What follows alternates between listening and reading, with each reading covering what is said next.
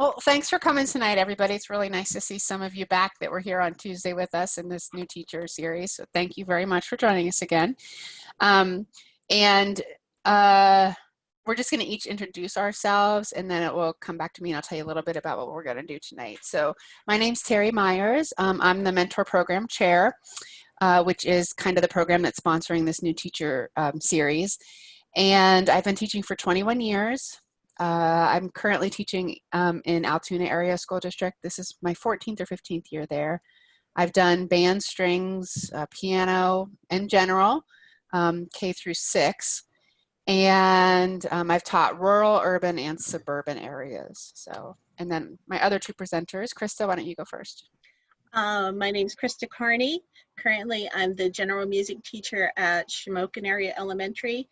This is my 24th or 25th year teaching. I've taught in 3 different states. I've taught band, orchestra, chorus, and general music from pre-K through 12. And I'm part of the mentor program and excited to be here tonight. Hey everybody, my name is Andrew Jones. I am the 4th grade through 12th grade string and orchestra director for the Lewisburg Area School District. This is my 9th year teaching. Sorry, I didn't get to the team. I'll get there. Spent 3 years in private school, 2 years in South Carolina, and now I'm back up here in Pennsylvania. Really excited to be here. I was just asked to be here by Terry and Krista, so looking forward to it. So we want to encourage you guys to interrupt us, to stop us and ask a question. Like Abby said, use the chat box if you want. Between the 3 of us, we should be able to catch whatever you have in there. If what you're asking fits nicely into what we've got planned, we'll address it then, and if not, we'll wait till the end. But please feel free, if something's not clear, you want us to elaborate, to ask, because this whole thing came about in part because the spring semester student teachers weren't able to complete their student teaching placements in person with children. So they were sent a survey asking them what they missed, and then the topics for the webinars this month came out of the results of that survey. So, and this is my cat, George Washington, say hello. And so if there's something that you're here tonight that you specifically want to address and we don't get to it, please feel free to let us know that. We can't give you what you want if we don't know what it is. So that's probably not the first time you've heard that. And as a teacher, that's probably not the first. That's probably, if you haven't said it yet, you certainly will. I think when it comes to classroom management, 2 problems that novice teachers kind of go into within their head is either a complete lack of confidence and being unprepared to deal with anything that arises behaviorally, or the opposite, a complete lack of confidence in what to do when there's behavior issues. And you walk in with the same feeling of unpreparedness, except you know that it's going to be a problem. So a plan going forward for classroom management is absolutely a necessity. And tonight we're going to give you some very specific options of how we've dealt with it from kindergarten up through high school, from ensembles to classroom.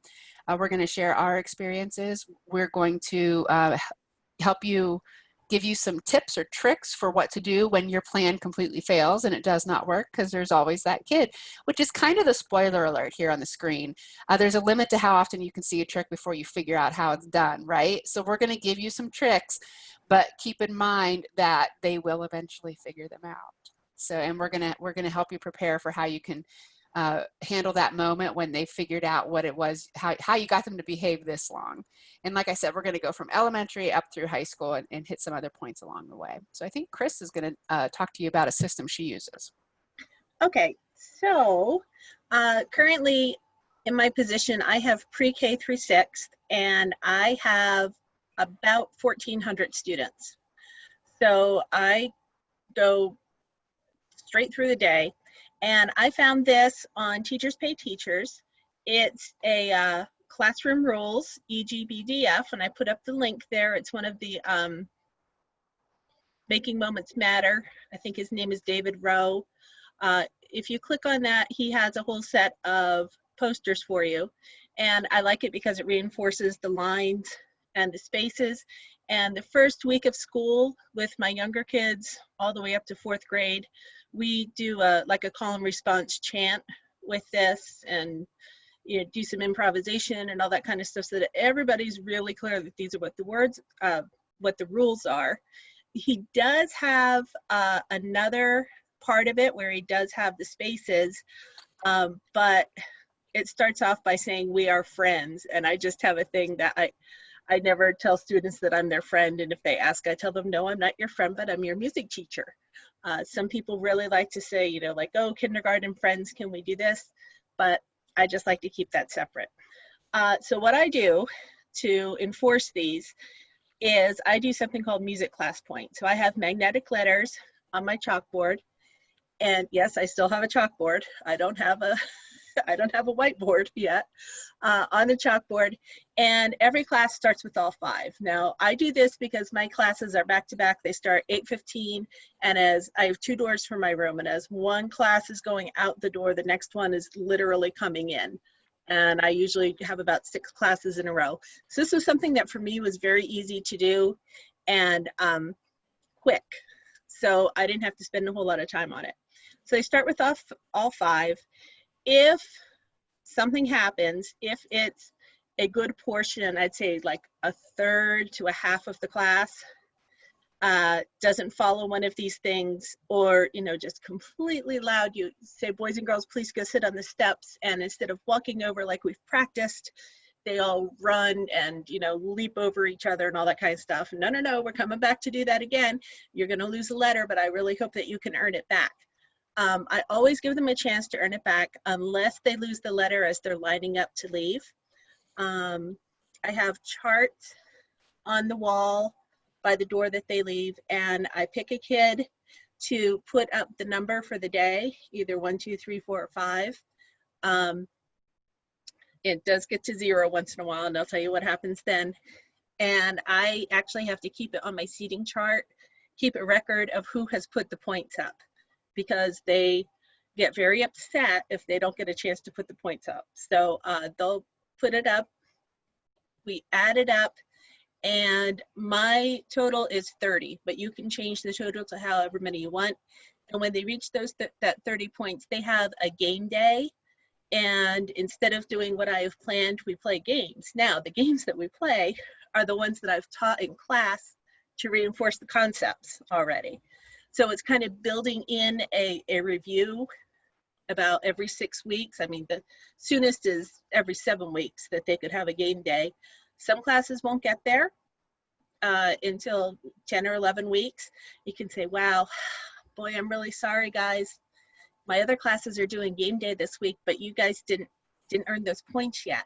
So, hopefully you'll be able to do that next time. And that kind of encourages them. They kind of have a repertoire of music games by the time they get up into the higher grades.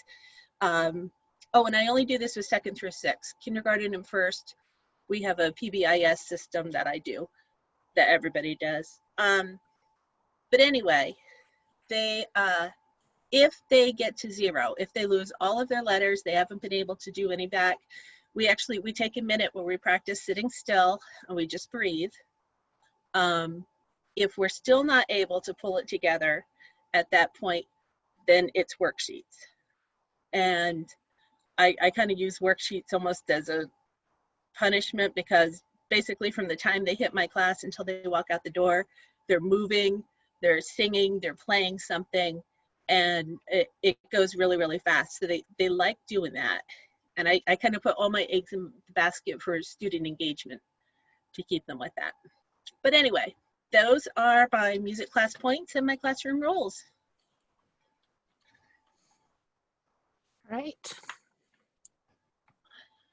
I think Andrew's going to tell us a little bit about ensembles and what he uses. Sure. So I'm in grades 4 through 12. So I deal with everybody. I'm in 3 different buildings. So I get to drive around a lot, which is kind of fun. But it's weird because my mornings normally start at the high school, and then I have to go and teach elementary. So I go from working with kids who are top-notch musicians doing really wonderful things, then going down to 4th grade and playing hot cross buns, which is interesting and fun at the same time.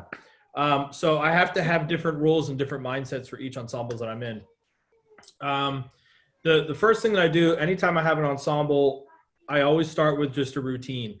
My district has us do APL training. I don't know if you guys are familiar with that or not. But what they talk about in APL is just setting up that routine, doing it every day until they get really used to it. So I get to see my high school orchestra every other day. I get to see my middle school orchestra every 3 days. The lowest level kids, the 4th and 5th graders, only get to see once a week. So that's not too awesome, but we do what we can. But within the first couple ensemble rehearsals, the first few minutes is just setting up that routine. How do you enter my classroom? How do you get your instrument out? How do you get everything set up? Okay. I always have something on the wall for them to read, whether it's the agenda or essential questions or whatever. It's there for them to look at so that they're ready to go. I'm fortunate with my high schoolers that their routine, I am their homeroom teacher. So they come into orchestra, they hear the announcements, and then it's orchestra. So in that time, I have someone that takes attendance for me. I have an attendance taker. And once the announcements are over, they know the routine is we're going to get started, because we've already actually lost 2 minutes of rehearsal because the announcements are during that time. So the high school kids are pretty well into that routine already, just because that's how their school day normally starts. With my middle school kids, I actually, my cooperating teacher from when I student taught, he had a PowerPoint that counted down the minutes. He gave his students 3 minutes to get ready. And at the very end of those 3 minutes, a loud A would play, and that was their time to tune. So I asked to borrow that PowerPoint, which he obviously let me use, and I can certainly send it out if that's okay with anybody. But it counts down. It goes 3 minutes, then it goes 2:45, and then once it gets to 30, then it's every second. And then the kids know, because my middle schoolers come to me after lunch, so they know they have 3 minutes after they're done eating to then get their instrument out, get ready, get rosined, anything they need to do, get their music going. And then once that A sounds, they should be in their seat. So that is a routine we've hit from day one. And then with my elementary kids, when I first came to Lewisburg, I was kind of shocked that I was teaching in a cafeteria, but you get used to it. And in the cafeteria, there is no whiteboard or any kind of thing to use. So I had to buy a whiteboard, and on the whiteboard, it's the same thing. I write out what we're doing for the day. I give the kids 4 minutes because they're coming into me at the end of the day. And then I have an alarm on my phone with a huge speaker that I bought. And I put the speaker in the middle of the ensemble, and then that alarm goes off after the 4 minutes. And it's the same thing as that A. They know they need to be there in their seats. So those are the routines I kind of have for each level. Obviously, they're different for what I have at the building. Like our high school is new. It's brand new. So I have all the fun things at the high school. And the middle school was built back in the 60s. So not new. And then the elementary school, like the 30s. So, you kind of have to just do what you can. And then that's why I have stick with expectations next, because you can go through those routines, but if you're not just a stickler with those routines, like one day you're not feeling putting the PowerPoint together, then the kids are going to know that. They're going to notice that. And then they're going to be off. So just stick with what you have been doing and just keep it going. One thing I found very, very interesting and fun to do at the lower levels is I give them name tags. And how the name tags work is we fold it hot dog style, and then they put their name on it, and then they can put it over the stand. So, I know what to call them. I know their names, but it's just they have it there so they know where they're sitting. And then if I have kids that are giving me issues, or I have some John in the back row who's not playing very well this week, I put him then in the front row the next week. And then, nobody can hide in my ensembles. So I change their seats every single time. And if you see at the bottom of that PowerPoint, I put the Decide Now app. It's an app that I actually became accustomed to when I went to the Ohio State String Teachers Workshop a couple summers ago. And one of the presenters there showed us this app. It is a wonderful thing because I used to go, Mary, it's your time to pick up the name tags, and then I would choose Mary about every other day because I would forget. So this actually does it for you. I don't know if you can see this. Ooh. Right? And then it picks the person, boom. So then LSO, this is named after orchestra groups, don't worry about the name. But, and then I could just hit deactivate, and then the next time I spin the wheel, that person won't get picked. So it's a free app. You can change colors or do whatever you want. But it's called Decide Now. It's really, really fun. It's a good time. I have a way to get them back on task. So I'm a person who gets off task very, very quickly. You can ask Krista's daughter, who I teach in high school orchestra. She knows how to get me off task very, very easily. But one thing that I do that I actually learned from when I was a kid taking Suzuki violin lessons is bow on the head. So if you teach band or choir, there's other ways you can do. You could do rhythms. You could do singing. Our middle school choir director does a little like a yoo-hoo type thing, and all the kids know that it's time to get back to normal. But I literally, all I do is this, put my bow on my head, and then my orchestra kids who could be plucking or whatever, they see that. It literally takes the sound thing out of the reach of the other sound thing, and then boom, instant quiet, almost. Not all the time. Yeah. But so those are just a few ways that, that I try to run my rehearsals. So again, this is for, I'm K-6, so this is what, and I've used it for a very, very long time. It's called Musical Marbles. Every time the class comes to music, they can earn 2 marbles. If they lose one, well, then they get 1 marble, and if they lose both, then they get 0 marbles. These are the only rules they have to follow. Raise your hand, wait to be called on, try your best, and be kind. But this is not what it looks like in my room. It looks like this in my room. So they know why these rules are so important. It's not just because I want to talk. It's because we have stuff to do. And I also make sure when I'm correcting them or redirecting them that I use this verbiage when I do that. So for example, if somebody is talking when they shouldn't be, I say to everybody, get everybody quiet, and I say, I want everybody to hear what it is you have to say. But if you're all talking at once, nobody can hear, and it makes what you have to say unimportant, and what you have to say is important. If somebody is, for whatever reason, not on task, I just remind the whole class, you're wasting your time. Don't bother doing it if you're not going to try to do your best. And if I see another student being kind to someone, or they're being unkind to me, I tell them, hey, I'm important too, or the person that they're talking to is just as important as they are, so that they understand why we follow these rules. It's not just why are rules in place in general. So I find it's real important to use the verbs that you hang in your room for your rules. Use those words when you redirect them, when you correct them. Redo that language. And I also find that, and I'm not flawless. Sometimes I get annoyed and I'm just like, raise your hand or something like that. But I do find when I remember to remind them why that's important, I talk a lot less. I have to remind them much less often. So the cups, it doesn't matter what the vehicle is, right? These, in fact, I don't even have real marbles because those are expensive. I have this picture behind the words here, these like fish tank things, and I just call them marbles. And I think once in 2 decades, maybe twice, a kid's pointed out, hey, these aren't marbles. I don't think anybody's ever even said anything. And then I literally just have these cups right here with every teacher's name on them. And then just like Krista said, you do have to keep track of whose turn it is to put the marbles in the cup, or whose turn it is to do the letters or whatever. On my seating chart, I just put a little bullet point next to the kid that went, because they do like to argue whether it's their turn or not. But I mean, that's real quick. Once they have 10 marbles, they all get a prize. The whole class gets a prize once they have 10 marbles. So in that way, it's both an extrinsic and an intrinsic reward system, because extrinsically, they are getting a reward that they can leave the classroom with. Intrinsically, if they don't pull their own weight, nobody gets the award. So that, you know, it's a little bit of team building. And no matter what the grade, I have had other kids ask someone in their group or somebody who keeps yelling out to stop it. And then they say, because I don't, you know, we're going to lose a marble or something like that.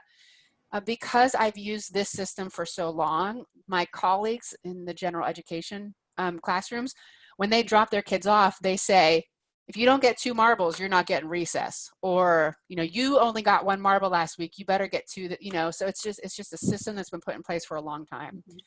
So for those of you that have a system in place and you're not sure if it's working, we can definitely talk about it, but I'd also suggest to you to give it a little more time, especially with the shortened year, just to see if it's something that can catch on and kind of become, I don't know, almost a tradition.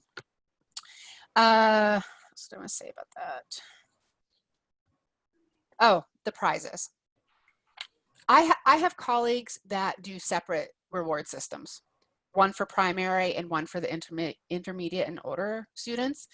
I find that, again, the delivery, the materials I use here are not nearly as important as the prizes. So I have one system, but I have 2 different prize boxes. So now in the older kids, you know, I put in things, and trust me, they'll let you know when it's time to update your prizes. They will not have a problem with that. Yeah. And if you're thinking, how can I afford prizes? Orientaltrading.com has, I forget what they call it. It's like slightly wrong or something like that. Basically, it means that they're total crap. People have complained about them so much being junk that they're like a penny a piece. So it's really, really cheap. But again, if you call it a prize and put it in the box, the kids think it's a prize. Yep. But for the primary kids, you could put in, I mean, it could be anything. Look around your room. If you put it in a box and call it a prize, a kindergartner will think it is the greatest thing in the entire world. So you do not have to spend a whole lot of money to get prizes. And sometimes your PTO will chip in with that, like not for the whole year, but they might give you a little bit. Yeah, so we're going to talk a little bit about middle school and junior high. I saw there was a chat. Let me check out and see if it's anything that fits in. Oops. Oops. Well, we are going to go there. That's okay, but just check the chat. Oh, how many names can you enter in the Decide Now app? Is there a limit? I think I did put a little. Oh, I'm sorry. I didn't even look at your answer. That's okay. I'm not sure. My middle school orchestra is up to 60, roughly, and I can fit all of them in one little thing. So It works. How many lists can you make? As many as you want. It's nice. Sounds So I like that was have- made by a teacher. 5th grade orchestra has one. Middle school has one. All of their lesson groups has, you know, sky's the limit. Nice. So one job I had once was just north of Philly, and technically they called it a middle school. It was a 5th and 6th grade campus. So in my mind, I mean, that's right at that middle school age. It depends on where you're from and how you kind of organize school systems in your head. But that's my experience with middle schoolers. And I don't really have any real tricks, because like I said, I've always used that marble thing and it's always worked for me regardless of age. But I just wanted to say a couple things that are in general for every age group, but I think vital in middle school. And that has nothing to do with classroom management. That is good planning. You need to be prepared from the second the class, even before the class starts, to when the class ends. Because if something is going to happen that's going to get out of control, it's going to happen when there's downtime. Yep. So if you can be engaged with them from the first moment, greeting them at the door, going right into your lesson, or they all have a routine, they all have a duty that they're supposed to be performing, that downtime where they are not responsible to you for anything is when it's going to happen. So being prepared is very, very important. You just will not have time to spend the first 10 minutes figuring out what to do next. The other thing is keep them engaged. If you need time to get your lesson started because you have no bumper time in between classes or ensembles, then establish a routine that gives them something to keep them engaged, very much like what Andrew was suggesting in his ensembles. But that can also apply to classroom. And the other thing I want to say that is probably your number one defensive weapon against poor behavior is to know their names. I've had there was a year where I had over 1,250 students a week. And I did not know all of their names unless they were in that room. You know, outside in the hall, at Walmart, at McDonald's, it was sweetie, honey, baby, how you doing, guy? But in the classroom, I knew their names because of the seating chart. So one of the greatest offensive strategies you can arm yourself with is knowing their names. So I think we're going to go on. I think this is yours, right, Krista? Yeah, this is mine. So I taught middle school for, I think, 18 of the years that I've taught. And I taught middle school band, but I also taught general music when it was mostly 6th through 8. And some of the schools where you're teaching general music, it's all the kids that didn't sign up for band, orchestra, or chorus, which, you know, then if you have a band, orchestra, or chorus kid that you teach otherwise, it's wonderful to have that ally in the room because they already know you and all that kind of stuff, but you might not. Middle school, 7th grade is the worst. I don't know what happens when they get to 7th grade, but they have less impulse control than 4th grade does. And any of the other ones down, they make really poor decisions. Things come out of their mouth without them even thinking about it. So number one, don't ever be offended by anything they say, because it might not have even registered to them what they are saying to you. Another thing, assign them seats. Do not let them choose their own seat, especially in middle school, because chances are they're coming in and they're sitting with their friends and they kind of get that comfort level. And so many of them in middle school, they want to show off, and they kind of like want to make a name for themselves, and they're more comfortable doing that if they're in the seat that they're sitting with, in the seat that they chose and sitting with their friends.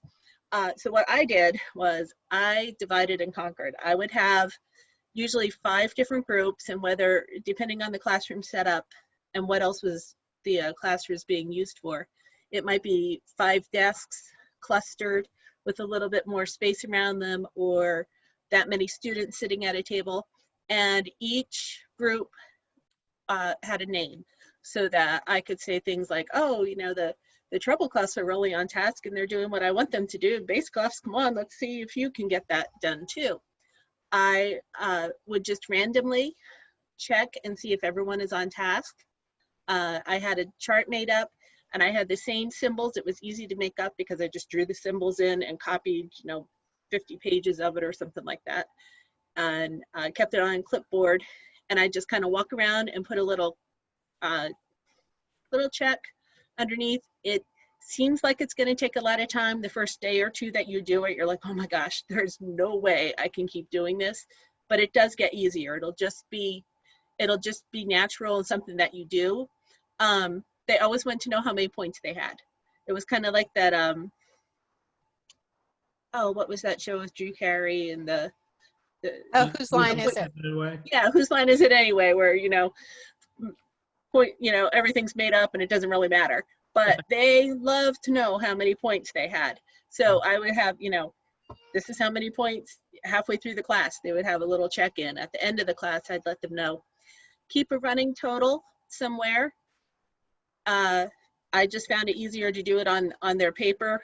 For the next day, I would put their total on that class. Middle school, you have to keep your activities short. It's almost like, I mean, I was always taught that you plan minutes per activity for their age. So, you know, 5-year-olds, you plan about 5 minutes or so. You know, up to 10-year-olds can go up to about 10 minutes. It kind of falls apart with 12 and 13-year-olds because they're at that stage. I remember my oldest daughter, who is now 23, when she got into 6th grade, I remember saying to her, you used to be brilliant. What happened? You know, because all these like silly things would just come out. But they all go through that. It's developmentally appropriate, but don't do an activity for more than 10 minutes because their minds are going to wander. Don't hesitate to call home, even if they're in middle school. Once in a while, I would have middle school kids call their parents while I was standing there. Say, no, you tell your parent what you did today. Be careful though, that can backfire. I had a student get on and was so mean to his mom, he made his mother cry as I was standing next to him saying, don't talk to your mother like that. Don't forget to check IEPs because they might be acting out because of, you know, confusion or anything else. Talk to their other teachers. And don't be afraid to get the admin involved, but document everything that you do so that you can show the admin that you have put this in, because you want the kids to listen to you. You don't want to, you know, you don't want to fall into the wait till your father gets home kind of trap and they only listen to that. You want to be the source of, you know, the source of the respect and the source of the structure. And no matter what they say, all kids want structure. They all want limits and they all want structure. I mean, you can be nice about it, having limits and structure, but they all want it no matter what. I think that's about it. Yep. So, Andrew, I didn't know if you had anything specific that you wanted to address with secondary high school ensembles. Sure. Especially with what Krista was saying about IEPs. I don't know if your schools are like this, but in Lewisburg, we have a system, and I'm pretty sure they might just use this as a way to get us to check. But I'm pretty sure they can actually look into our accounts and see whether or not we have checked IEPs with the system we use. Yep, same with ours. Okay. Not mine, but. So you might think with orchestras, I might not have a lot of IEPs. I actually do. So you definitely check it. And I can tell you a story real quick. Last year, I had a student who could just not figure out, he was in 7th grade, Krista. He could not figure out how to put his cello away. He just, you know, it was always out in the room. And I share the room with the band. So, you know, I can't just leave a cello out because then it'd be destroyed. So I have these cabinets that are near my ceiling, and I actually put his cello on top of the cabinets. And as I did that, I said, wait a second, maybe I should check to see if he has an IEP first, just in case. Luckily, though, we were good, no IEP. So it took him like a couple minutes to find his cello, but he learned after that. He never then, you know, left his cello out again. With middle schoolers, I tend to joke around with them a lot. They're just fun little kids. I kind of have a habit with drinking too much coffee with them, and they know it. So, you know, they're funny about that kind of things. I have a bald spot in the back of my head. They always like to remind me about it. And you can't go in with a chip on your shoulder with those kinds of kids. You just kind of have to, if you're having a rough day, yeah, if you're having a rough day, just, you know, buck up, buttercup, and just do it. Do your thing. So with middle school, you always have to be on your toes. That's why I have the PowerPoint first, so they know what we're going to do. And then especially with doing orchestra, and I've observed the band director and the choir director, it's like boom, boom, boom. Okay, now we're doing this piece, and then blah, blah, blah, blah. Now we're doing this piece. You just keep them on their toes, and really make sure that there really isn't much downtime. You can have more downtime with the high schoolers. Not much, but you can have it a little bit. So because they're just older, they're mature, more mature. But definitely with the middle schoolers, just keep them on their toes. Use the name tag thing, because then they can't sit next to their friends. I have kids that actually pick up their name tag and put it next to their friend and say, wait a second, no, you're supposed to be there. Go back, you know. Yeah, not that you have to memorize them, but you will know when the wrong kids, when that kid moved it. Yeah. Also, that assigned seating thing can be a prize too. Mm-hmm. Like Krista had written there, you know, picking your own seat is a privilege, and that can be something you hold out to them when they say, can I sit next to my friend? You know, your answer is you can earn sitting next to your friend by your behavior today. Yeah. So sorry, Andrew, didn't mean to interrupt. You're fine. Going back to prizes, Terry, with my elementary kids, I like Starbursts, so I use Starbursts, and I make sure that they're okay to eat them. Like if the kids have allergies, most of them tell you, and then you have something else for them, like a pencil or something. And when you run out of Starbursts, the kids let you know, and you know to put it on your shopping list. But for the middle schoolers, I've actually found And now this is once again a string thing, but there's a website called Magic Rosin. It's really, really fun. It has pictures in it. And I use that as an end of the marking period type thing. So the student that comes to the most lessons, Magic Rosin or whatever. Now they are a little expensive. So if you have a budget, you can afford Magic Rosin, that's fine. But those are one thing you could do. I know the band director, she has like this big M&M jar thing just filled with just stuff, and you can just have it. With my high schoolers, I don't really give them like rewards. Their reward is having a great concert, and they will let you know when the concert stinks. And we've had those. But also with my high schoolers, they do come in early before school to do dress rehearsals, because we can't do after school, because heaven forbid we get into sports. So we go before school, and every now and then I will go to Dunkin' and buy them the little donut hole things and get them a box of coffee, because they all love coffee. So it's just stuff like that. I don't do it all the time. I do it like maybe once a concert, but it's just something nice, and they really appreciate it. By the time they're in high school, they really like to let you know that, that they like you, and they really appreciate what you're doing. So little things like that could go a long way. You never know. And I think something else that we haven't mentioned, although I'm sure that we've all used, and perhaps everybody here has, sometimes for that kid that is constantly disruptive, what they need is a little responsibility. So you can give them a position of responsibility, a job, a duty, something that they have to repeat. It can be something as little as like if you typically hand out the pencils, let them do it. Now, if they blow it, they lose that. They don't get to keep doing it if they're continuing that bad behavior or using that job as a way to instigate issues or stuff like that. But that's definitely something you could do. We have a couple questions, so I think this is a good time to stop and take those, see where people's heads are at. So the first one is, how do you address behaviors when the parents don't take much action? I had a situation where I talked with a child's parent, and they said they would talk to their kid, but then the next time the kid acted poorly again, and when she said, I talked to your parent, the parent said, I know, they didn't do anything. Yeah, that's happened to me too. Yeah.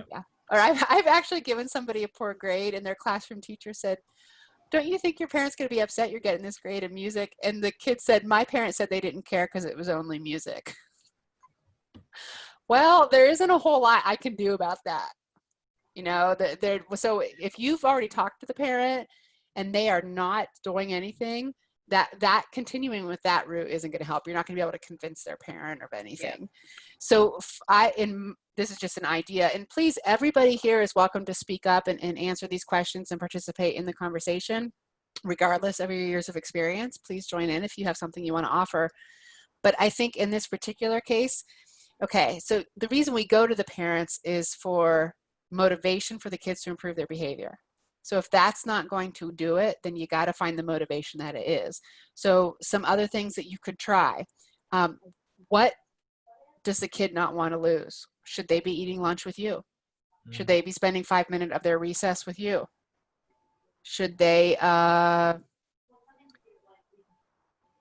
don't know, I would definitely talk to the teachers. And, there's nothing wrong if you're having a repeated problem with a student, there's nothing wrong with going to your principal and asking for help. Yeah. Oh, yeah. Absolutely. It's not a sign of weakness. It's part of their job is to support you and help you. Uh-oh, Ashley looked like she tried that and it didn't work. She's typing furiously. Oh, no. Oh, no. Sometimes just... anybody want to add in while she's doing that? Sure, I'll add in something. Sometimes just establishing a relationship with that student, too, on your own. I mean, especially in kindergarten, they're all over the place in kindergarten. They don't remember from one minute to the next unless you tell them that you'll do something. Then they'll remember it for months and months. But if you can get the kid to like you personally, a lot of times that helps too. And it'd be like, oh, I'm so sad. I'm so disappointed that you did that. I had a student this past year who knew what a cajon was, like out of the blue. He was the only one. When I got them, he's like, oh, that's a cajon. And he was one of those that was always pushing it. And I went over to him the one day and I said, you're a better musician than that. Why are you doing that? Didn't have any trouble with him after that. As a matter of fact, he turned into being a leader. And it was all because of relationship stuff. It wasn't anything else. Yeah, sometimes with those kids, you kind of just have to find their likes and dislikes and just kind of establish a relationship with them. I don't teach kindergartners, and when I did teach kindergartners, I wanted to quit teaching, so that's why I don't do that age ever. This being said, I have a 10-month-old crawling around right now, but well, like with the older kids, I have the defiant ones who the parents are just like, "What's a string instrument?" They have no idea what's going on. But we established likes and dislikes. Like I have a student who doesn't practice at all, but he loves baseball. So that's what we talk about. And he is just an absolutely wonderful kid. And I never have any issues with him. Other teachers have lots of issues with him, but for me, he's just a wonderful person. So you just kind of have to find those things.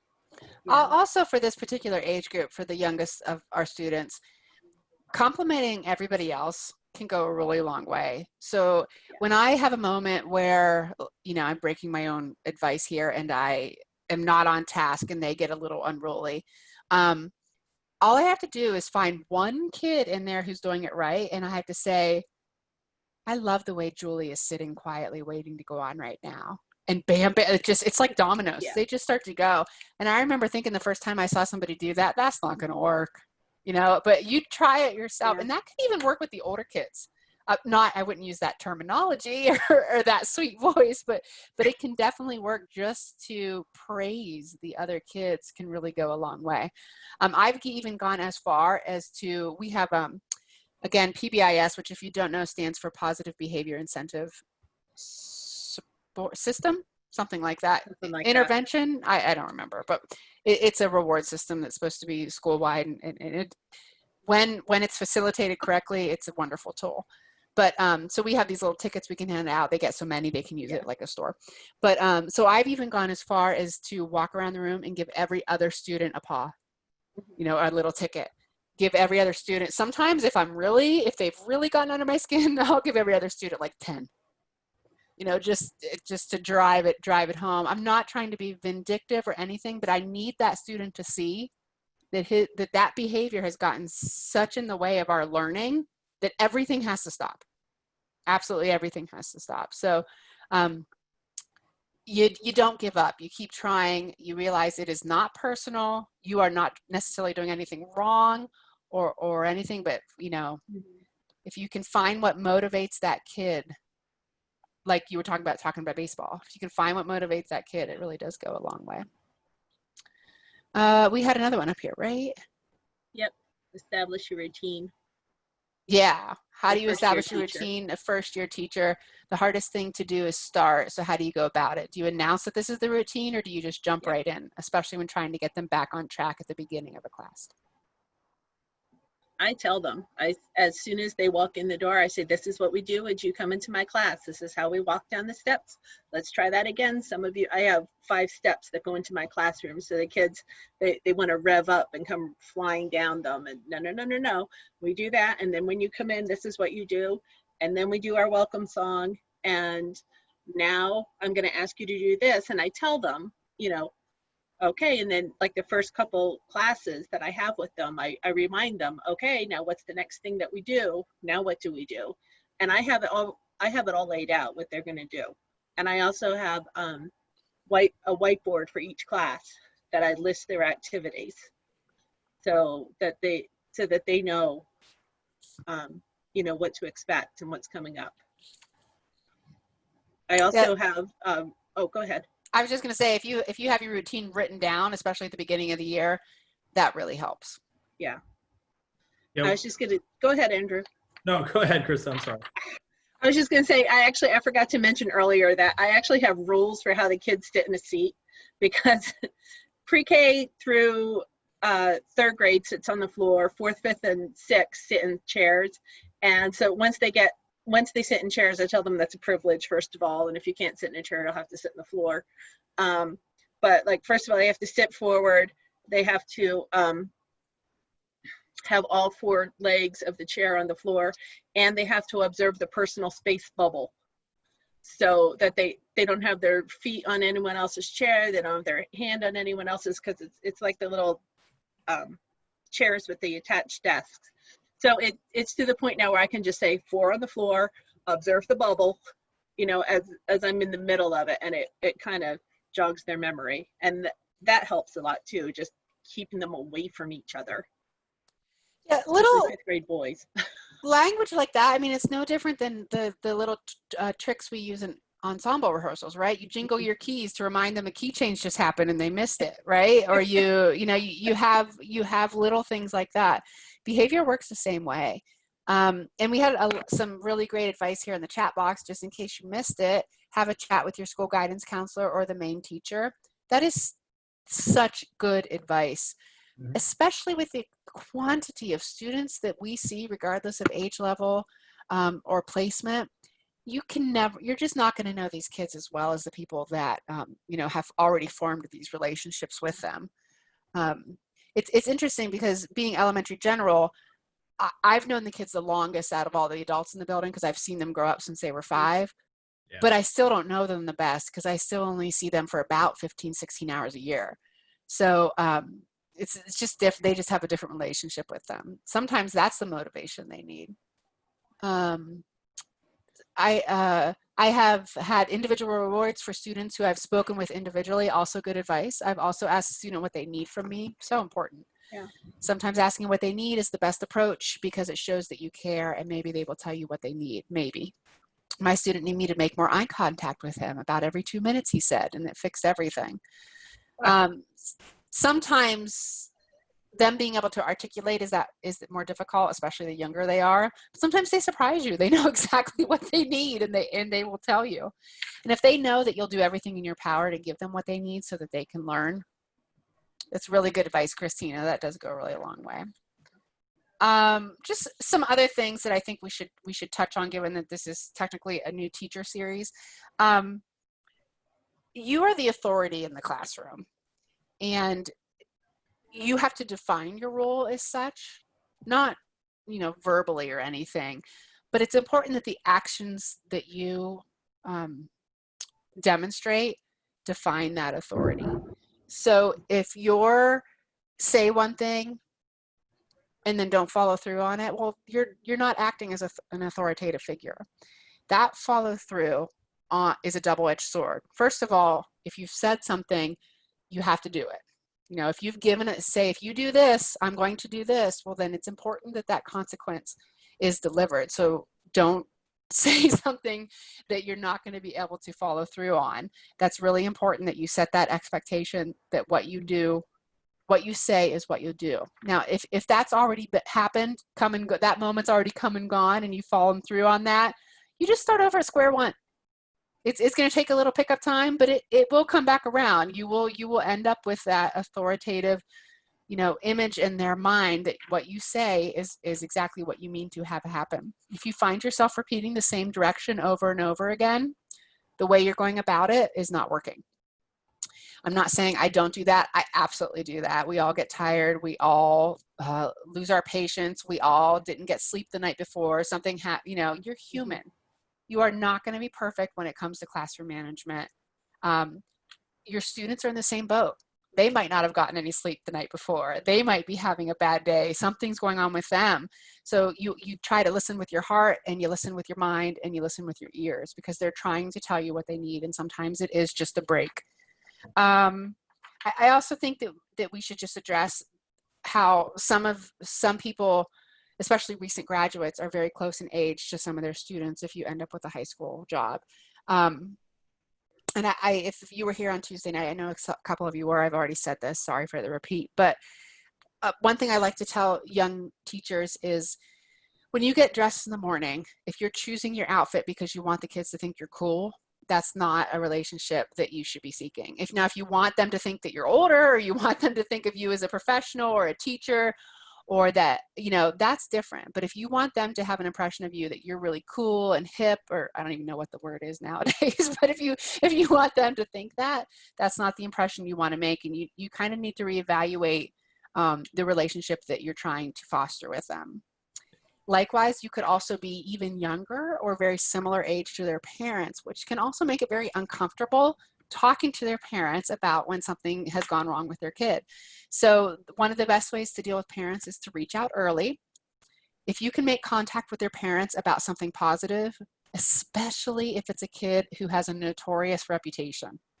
When you make that phone call and you say, hey, I just wanted to talk to you about Bobby's music class today, and the parent's reaction is, now what? Imagine the joy that that kid is going to experience when he gets home and his parents say, I got a call from your teacher today and they love you. That kid is going to think your classroom is the best place in the whole world. I'm not saying to do that after they've been in trouble. But if you know that there's a kid coming into your class that has a reputation, you've heard the other teachers talking about them. If you get through that first class and they were well behaved, call that night and tell them how pleased you were with their classwork that day. Just go ahead and make that connection. Terry, I want to jump in with that. Even if you are calling home and the student has done something bad, I try really, really hard to say to the parent, you know, I really like Johnny. He has such great leadership abilities, or I really like the way that you know, everyone seems to like him, and I see great things in his future. But if my child did this, I'd want to know about it. So that's why I'm calling home and letting you know. You can still, I mean, if you, nobody is all bad or all good. And even if you're calling home and on something terrible that the kid did, if you can find some kind of redeeming thing, a parent wants to know that their child isn't all bad, that there is something redeeming, and they're more likely to back you up then. Yep. Yeah. And also just a couple more points, which are probably not earth shattering to anybody here, but always good reminders for all of us. When dealing with parents, sometimes it's good to take a step back before you respond. Also with students, sometimes if they really get under your skin, you just might need a sec. I've said to kindergartners before, I just need a minute. We'll continue in a moment. And sometimes that me stopping everything is enough of a cue to the entire class that they have crossed the line.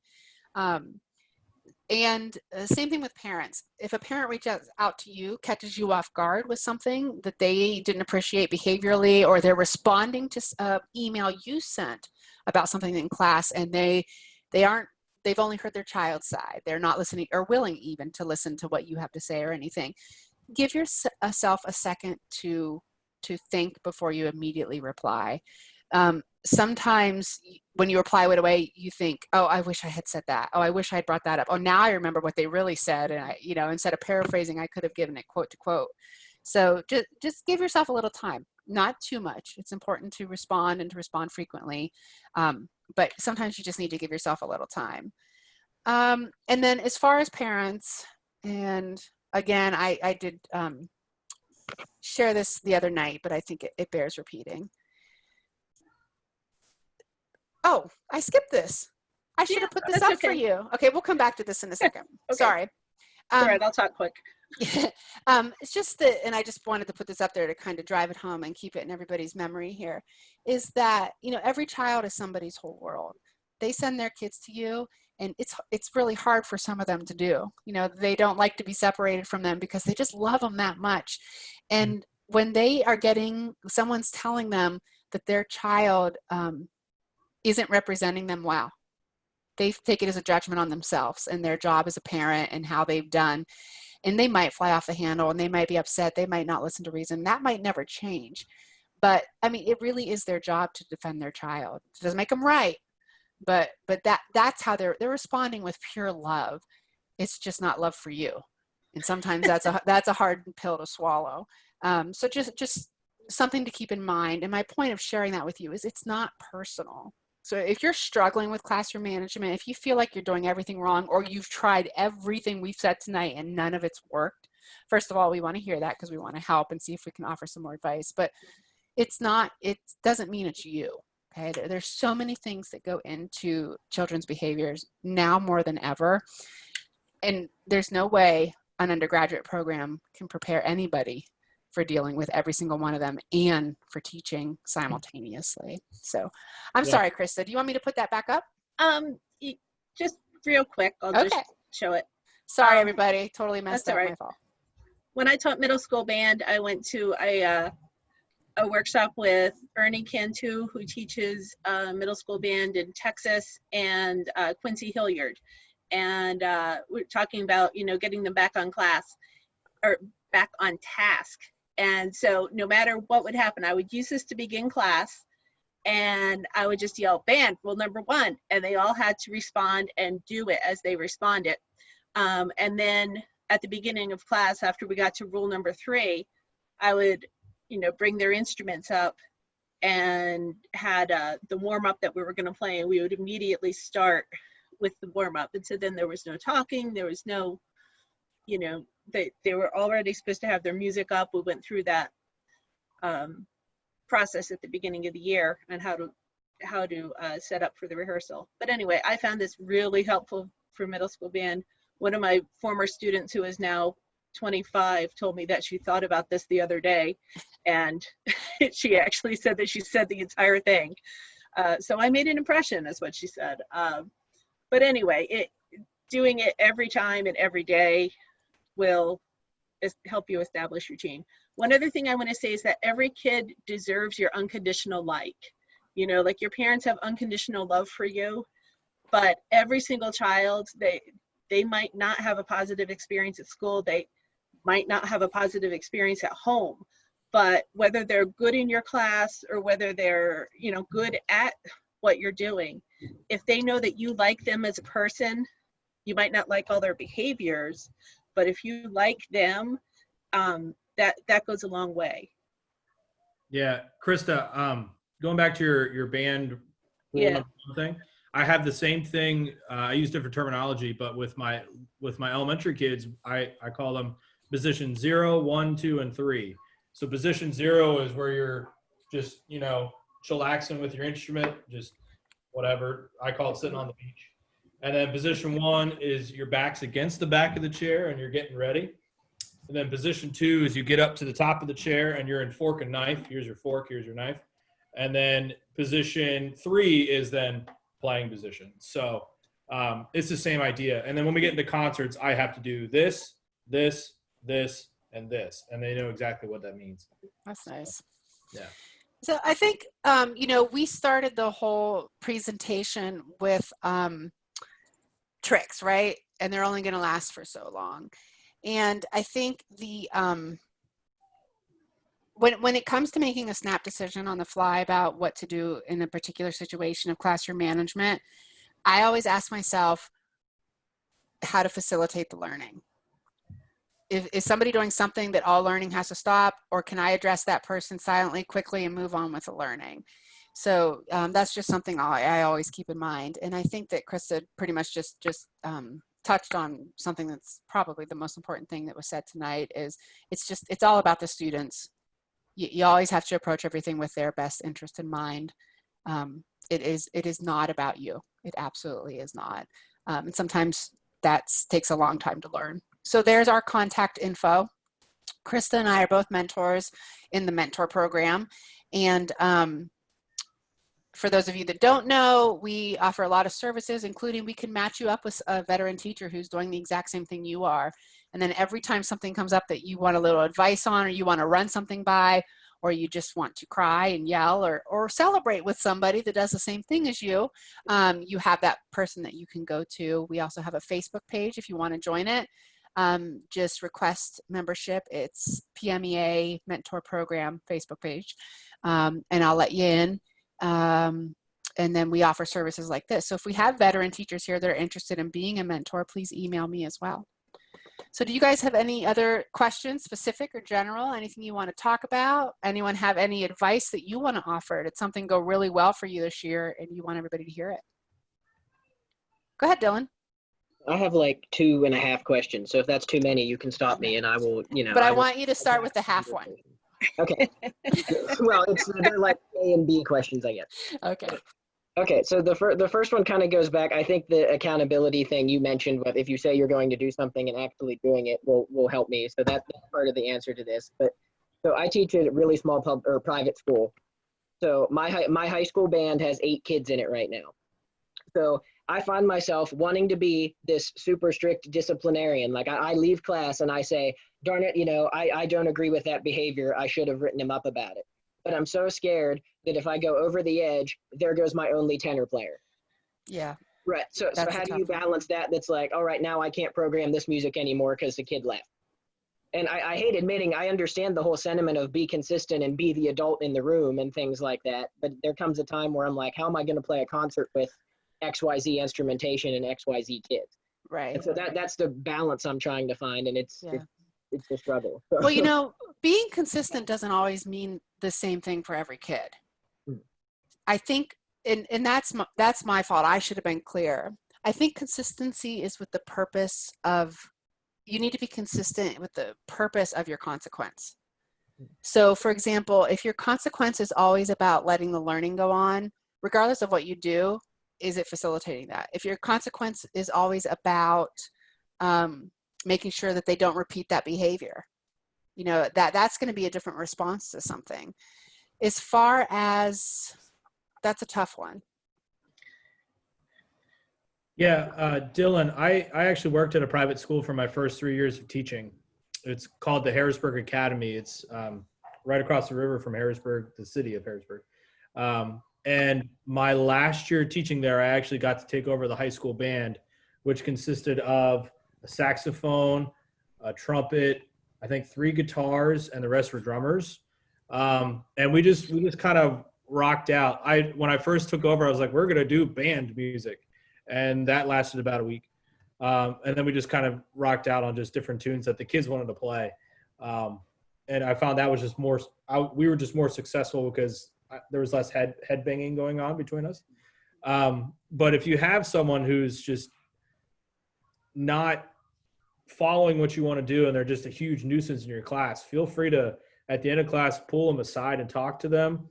And ask for your principal or somebody else to be in on the conversation.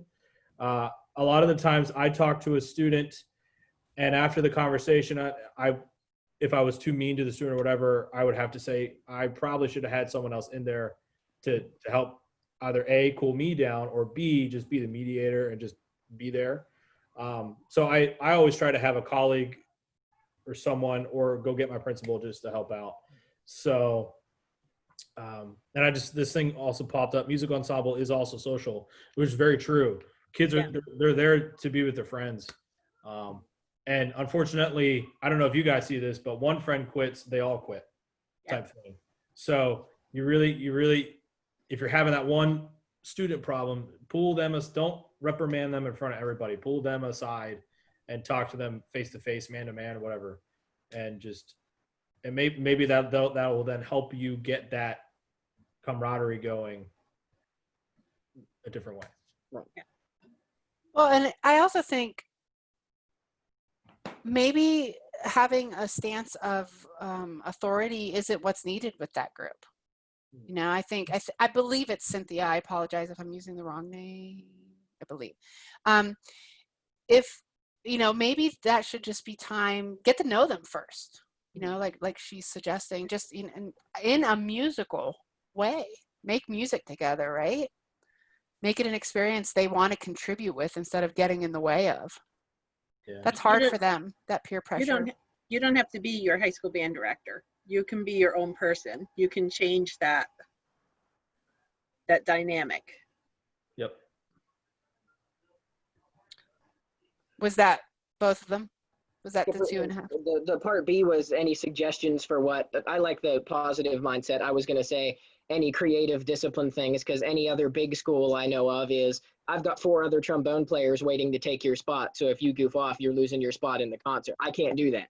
So I was going to see, but I like the positive approach of, you don't get to do this fun thing, as opposed to, I'm going to, take you out of it. You know what I mean? Right. So let them pick the last song you play. Yeah. In rehearsal, right? And they don't, if either you're going to pick it or you're going to pick who gets to pick it, type of thing. Maybe but if it's a big peer pressure situation, that might not work. Right. But one thing that really helped me just with my groups in general, if you knew me as a person, you would know that the only music I listen to is classical music, and I hate any other kind of music. And that really shows in my concerts that I pick. Like I do a Halloween concert, I call it the Spooktacular. And it's literally classical haunting music. It's like I might throw in Ghostbusters just to please the crowd, but Krista can tell you. But you know, the kids, they need to have that repertoire, but also at the end of every year, I put a survey out to the kids and I list, what music do you want to play in orchestra next year? And I try to find something from that list to then be that like bone for the kids. So a lot of the kids a couple of years ago were nagging me to play Star Wars. And I said, sure, we'll play Star Wars, but we're also doing lightsaber bows. And I got them all these LED strips of it connected to their bows and played Star Wars. And that was like, the kids still talk about this to this day. So like, they'll tell you what they want to play and you just have to follow through with it. You know, if you have the money in your budget to buy that kind of music, then sure, do it. But don't forget the PMEA library. Or You can always borrow from that. Yeah. That's great advice. Yeah, use the music to your advantage, right? Get the stuff that they want. I mean, the other thing is, how do the other students feel about this student? Maybe they're all annoyed with him. Yeah. You know, maybe it's ruining it for the other 7 students when this one is being like that. Well, I mean, I've had that when that kid is absent, rehearsal goes 200 times better. You know. Yeah, Right. we've Right. all had those, Dylan. We have all had those. it's amazing the difference one kid can make. Yeah. Well, and usually that kid, I don't know if anybody here agrees with this, but one-on-one, usually that kid's great, but you give them an audience and they're just a completely different personality. Yeah, well, I hope that there's some things here that you feel like you can try and it'll work for you. I hope. He wasn't a senior, was he? But I think he got kicked out of school, so we'll be okay. Well, there's another good sign that it was not about you. And then one more question if I can. So Of course. we don't have, I teach 7 through 12. We don't have general music at my school. So instead, to meet the music requirement, the kids are required to take band, choir, or orchestra. And so I get a lot, I mean, sorry if this offends anybody, but I've had a kid say this to me, that I teach the least gay of those things. So I get some of those like jock types, you know, people who, I ain't singing and I ain't holding a violin, so give me that trumpet that makes noise, right? And so they don't want to be there. They're just there because they have to be in something that's normally purely elective, right? Like most. Yeah. So any suggestions on how to, I mean, again, picking repertoire they like certainly helps, I think. Mm-hmm. Even if I've got some, again, I love sports too, but if I've got some Mr. Basketball 7th grade in my class who's only there because he has to be, is there any advice to crossing that? And, you know. So when I picture your room, I picture a handful of wind players and then 30 percussionists lined up against the back. So this year it was flutes, oddly enough, but yes, usually there's like 10 of one instrument and then they, Well, that's a good suggestion. Can you audition them into 3 different level groups? Okay. That is also a problem, is because I have kids that have taken since they were in 4th grade, and I do try and put them in one class. So I have the band, and then I have the, you know, I mean, they want to be, I've had students start in 7th and they stay through 12th. So it's not all uncommon that they don't stick with the whole thing. But initially, I have kids that have been playing for 3 years and kids that have been playing for 3 days, and sometimes they're in the same class. That's hard. So, yeah. Yeah. That's rough, yeah. Well, Ashley has a good idea. What about modern band? Have you ever thought about that? Yeah. Once everything gets up and running normally, there is going to be modern band training across the state from PMEA. Yeah. So that might be a perfect solution to a situation like yours, if there is a situation like yours anywhere else in the state. And in the meantime, you can go to littlekidsrock.org and all of their resources are up there. And then that can grow into the band in your, you know, that you have in your head that you want it to be. Thanks, Darby. I hope we tried to help. I mean, we tried to help a little bit. I mean, if anybody else has anything they want to add or ask or give us a situation or anything like that, we're happy to stick around and talk through it with you. If you need to go, we completely understand. Abby will be sending out Act 48 surveys, and I'll give her this PowerPoint as well, so she can send that along with the Act 48, just in case anybody wanted to get something off of it. Feel free to reach out to the mentor program at any time. And like I said, if you want to stick around and talk, just don't go anywhere. And if you do, Hopefully the storm's already passed your area. Bye, everybody.